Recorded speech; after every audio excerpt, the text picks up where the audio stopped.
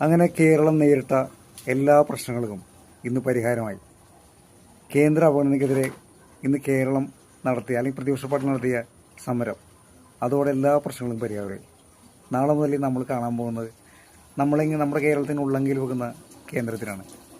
ഒരു അവഗണനം കേന്ദ്രം ഉണ്ടാവില്ല. കേന്ദ്ര ഫണ്ടുകൾ, പിന്നെ കേന്ദ്ര ബഡ്ജറ്റുകൾ കേരളത്തിനെ അമിതമായിട്ട് സഹായിക്കുന്ന രീതിയിലുള്ള പ്രഖ്യാപനങ്ങൾ ഒക്കെ ഉണ്ടാകും. നാളെ മുതൽ ഉണ്ടാകും. അപ്പോൾ ഇന്നത്തോടെ എല്ലാ പ്രശ്നങ്ങളും തീർന്നു. കുറേ മണ്ടന്മാർ ഇന്ന് വീട്ടിൽ നിന്ന് പുറത്തിറങ്ങി യാത്ര ചെയ്യാനായിട്ട് KSRTC സ്റ്റാൻഡിലൊക്കെ കയറി ബസ് കിട്ടുന്നില്ല. അവർക്ക് എന്താ ആവശ്യം? യാത്ര ചെയ്യേണ്ട ആവശ്യം ഒരാവശ്യമില്ല. അവർക്ക് ഹോസ്പിറ്റലിൽ പോകേണ്ട ആവശ്യമില്ല.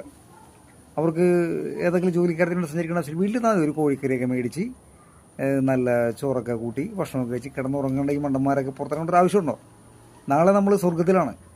ഇന്ന് മുതലുള്ള നമ്മുടെ നരക ജീവിതം ഇന്നിവിടെ അവസാനിക്കുകയാണ്. നാളെ നമ്മൾ പുതിയ സ്വർഗ്ഗത്തിലേക്ക്, പുതിയ സന്തോഷത്തിലേക്ക്.